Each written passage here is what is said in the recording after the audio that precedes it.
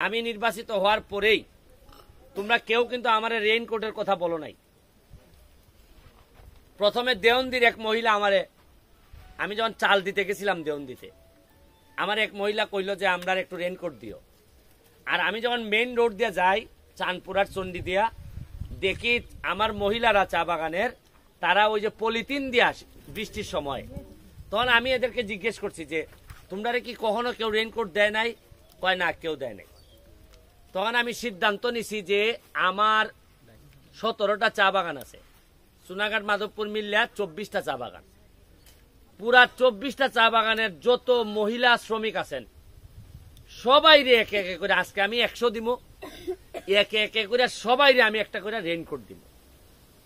দিলে হইব কি, বৃষ্টির সময় অন্তত কিছু বৃষ্টি থেকে তোমরা মুক্তি পাইবা, খালি রেইনকোট না।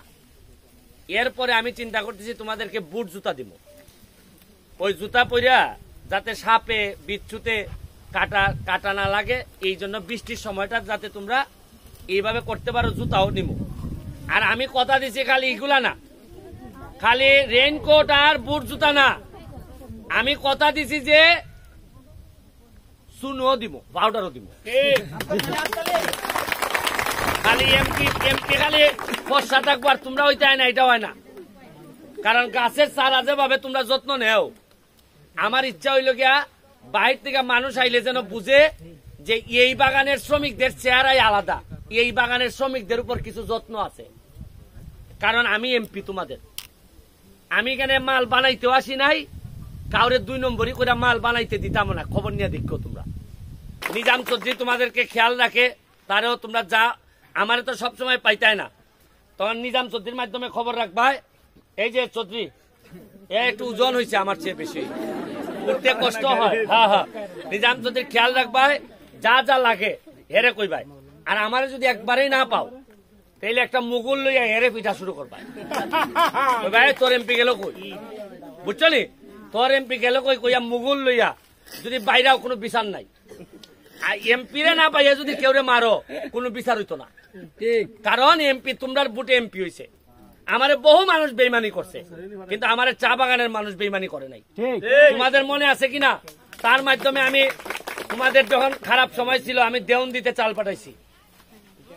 তোমাদের যখন আন্দোলন করছিল 170 120 টাকার এটা বদলানোর জন্য, আমি তোমাদের বাগানে বাগানে আমি খাবার পাঠাইছি।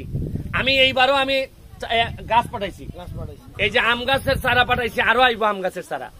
আমি চেষ্টা করছি সব সময় তোমাদের সাথে থাকার।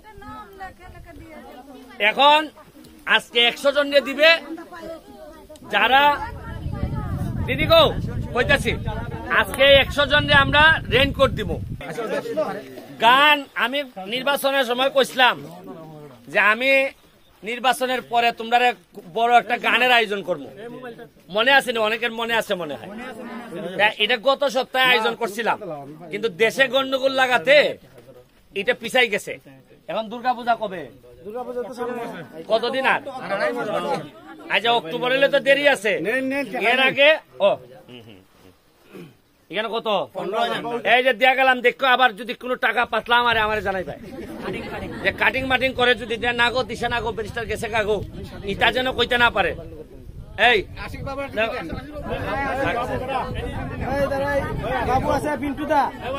দিয়া গেলাম, এখনো 100 টাকা করিয়া লয়ে যাইবা। সভাপতি আছে 3 জন মিলিয়া, তাহলে টাকাটা দেওয়া দেখে দিচ্ছি, ঠিক আছে? আরেকটা দফা আছে যে এখানে, ওইখানে একটা দফা আছে, আর দফা আছে তোমরা শোনো। এই যে আশা করতেছি দেশের অবস্থা উন্নতি হয়ে যাইতেছে, আগামী সপ্তাহে এর পরের সপ্তাহে সেরকম একটা গানের প্রোগ্রাম হইব। আমিও আইব, আইয়া এরকম ডিস্কো নাইট হইব, বুঝছো? হ্যাঁ, ঠিক আছে।